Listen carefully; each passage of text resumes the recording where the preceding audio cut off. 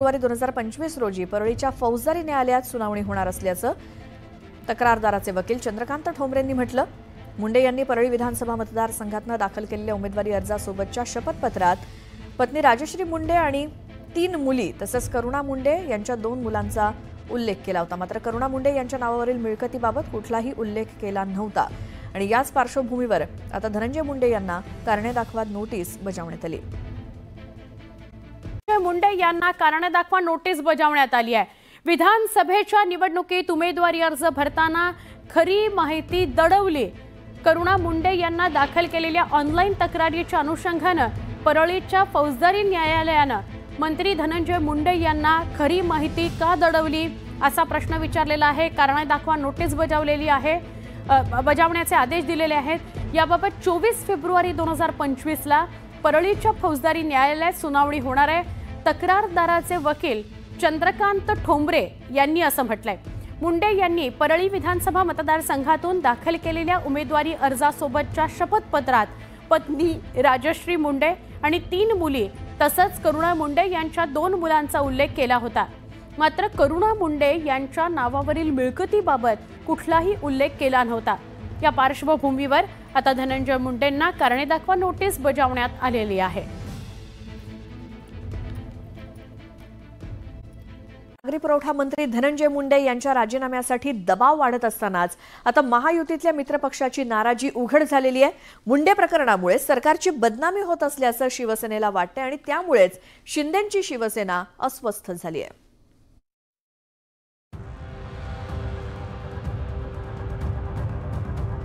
वाल्मिक कराडशी असलेल्या संबंधांमुळे मुंडे विरोधकांच्या टार्गेटवर आहेत। त्यांच्या राजीनाम्याची मागणी विरोधकांनी लावून धरली आहे। एकीकडे विरोधकांनी हा मुद्दा लावून धरलेला असताना आता महायुतीतल्या मित्रपक्षांनी धनंजय मुंडेंविरोधात उचल खाल्ली आहे। एकनाथ शिंदेंच्या नेतृत्वातील शिवसेना मुंडे प्रकरणावरून राष्ट्रवादीवर नाराज असल्याचं बोललं जात आहे। धनंजय मुंडेंमुळे राज्य सरकारची बदनामी होतीये, त्यामुळे धनंजय मुंडेंचा राजीनामा घेण्याची जबाबदारी कोणाची असा सवाल शिवसेनेकडून विचारण्यात आलाय। तर धनंजय मुंडेंच्या प्रकरणावरून शिवसेना राष्ट्रवादीवर नाराज असल्याची सूत्रांची माहिती आहे। दरम्यान महायुतीत प्रमुख घटक पक्ष असलेल्या भाजपनं मुंडे प्रकरणी शिवसेनेला सबुरीचा सल्ला दिलाय। एकनाथ शिंदे साहेब आणि आम्ही सर्व काळात बसलो होतो।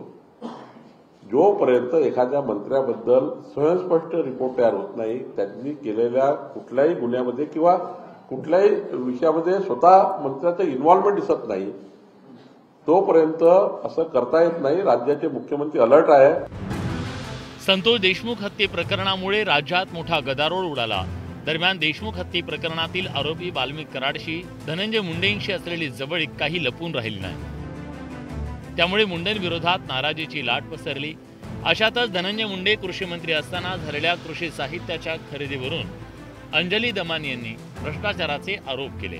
त्यामुळे मुंडेंच्या राजीनाम्यासाठी दबाव वाढला आणि हीच बाब शिवसेनेला खटकतीये।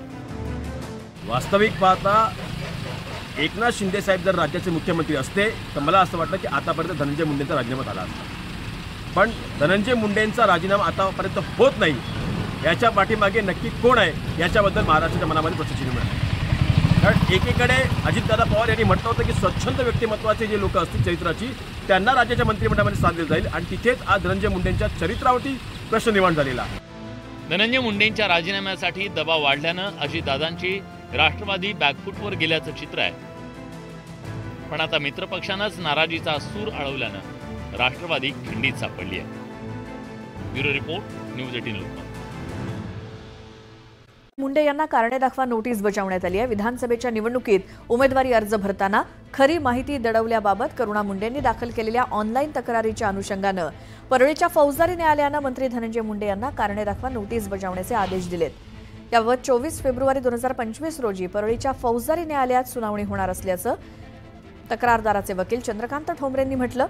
मुंडे यांनी परळी विधानसभा मतदारसंघातून दाखल केलेल्या उमेदवारी अर्जासोबतच्या शपथपत्रात पत्नी राजश्री मुंडे आणि 3 मुली तसंच करुणा मुंडे यांच्या 2 मुलांचा उल्लेख केला होता। मात्र करुणा मुंडे यांच्या नावावरील मिळकतीबाबत कुठलाही उल्लेख केला नव्हता आणि याच पार्श्वभूमीवर आता धनंजय मुंडे यांना कारणे दाखवा नोटीस बजावण्यात आली। मुंडे यांना कारणे दाखवा नोटीस बजावण्यात आली आहे। विधानसभेच्या निवडणुकीत उमेदवारी अर्ज भरताना खरी माहिती दडवली. करुणा मुंडे यांना दाखल केलेल्या ऑनलाईन तक्रारीच्या अनुषंगानं परळीच्या फौजदारी न्यायालयानं मंत्री धनंजय मुंडे यांना खरी माहिती का दडवली असा प्रश्न विचारलेला आहे. कारणे दाखवा नोटीस बजावण्याचे आदेश दिलेले आहेत. याबाबत 24 फेब्रुवारी 2025ला परळीच्या फौजदारी न्यायालयात सुनावणी होणार आहे. तक्रारदाराचे वकील चंद्रकांत ठोंबरे यांनी असं म्हटलंय. मुंडे यांनी परळी विधानसभा मतदारसंघातून दाखल केलेल्या उमेदवारी अर्जासोबतच्या शपथपत्रात पत्नी राजश्री मुंडे आणि 3 मुली तसंच करुणा मुंडे यांच्या 2 मुलांचा उल्लेख केला होता. मात्र करुणा मुंडे यांच्या नावावरील मिळकतीबाबत कुठलाही उल्लेख केला नव्हता. या पार्श्वभूमीवर आता धनंजय मुंडेंना कारणे दाखवा नोटीस बजावण्यात आलेली आहे. नागरी पुरवठा मंत्री धनंजय मुंडे यांच्या राजीनाम्यासाठी दबाव वाढत असतानाच आता महायुतीतल्या मित्रपक्षाची नाराजी उघड झालेली आहे. मुंडे प्रकरणामुळे सरकारची बदनामी होत असल्याचं शिवसेनेला वाटते आणि त्यामुळेच शिंदेंची शिवसेना अस्वस्थ झाली आहे.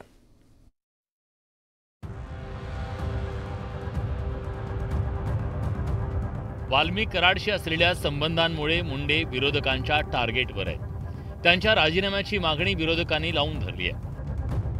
एकीकडे विरोधकांनी हा मुद्दा लावून धरलेला असताना आता महायुतीतल्या मित्रपक्षांनी धनंजय मुंडेंविरोधात उचल खाल्ली आहे. एकनाथ शिंदेंच्या नेतृत्वातील शिवसेना मुंडे प्रकरणावरून राष्ट्रवादीवर नाराज असल्याचं बोललं जात आहे.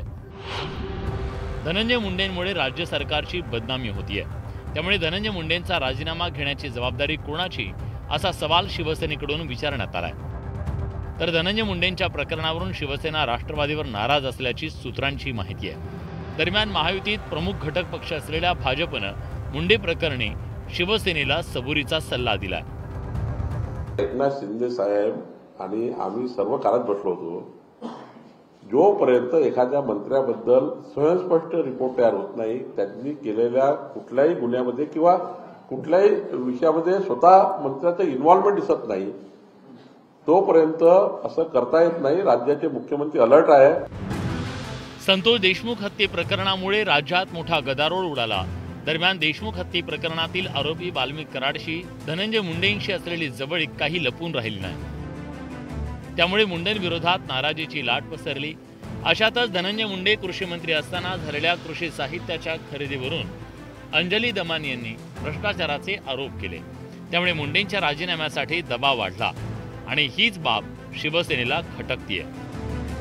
वास्तविक पाहता एकनाथ शिंदे साहेब जर राज्याचे मुख्यमंत्री असते तर मला असं वाटतं की आतापर्यंत धनंजय मुंडेंचा राजीनामा झाला असता. पण धनंजय मुंडेंचा राजीनामा आतापर्यंत होत नाही. याच्या पाठीमागे नक्की कोण आहे याच्याबद्दल महाराष्ट्राच्या मनामध्ये प्रश्नचिन्ह आहे. कारण एकीकडे अजितदादा पवार यांनी म्हटलं होतं की स्वच्छंद व्यक्तिमत्वाचे जे लोक असतील चरित्राची त्यांना राज्याच्या मंत्रिमंडळामध्ये स्थान दिलं जाईल आणि तिथेच आज धनंजय मुंडेंच्या चरित्रावरती प्रश्न निर्माण झालेला आहे. धनंजय मुंडेंच्या राजीनाम्यासाठी दबाव वाढल्यानं अजितदादांची राष्ट्रवादी बॅकफूटवर गेल्याचं चित्र आहे. पण आता मित्रपक्षानंच नाराजीचा सूर अळवल्यानं राष्ट्रवादी खिंडीत सापडली आहे. Bureau report, news 18 Lokmat. Munde यांना कारणे दाखवा नोटीस बजावण्यात आली आहे. विधानसभेच्या निवडणुकीत उमेदवारी अर्ज भरताना खरी माहिती दडवल्याबाबत करुणा मुंडेंनी दाखल केलेल्या ऑनलाईन तक्रारीच्या अनुषंगानं परळीच्या फौजदारी न्यायालयानं मंत्री धनंजय मुंडे यांना कारणे दाखवा नोटीस बजावण्याचे आदेश दिलेत. याबाबत 24 फेब्रुवारी 2025 रोजी परळीच्या फौजदारी न्यायालयात सुनावणी होणार असल्याचं तक्रारदाराचे वकील चंद्रकांत ठोंबरेंनी म्हटलं.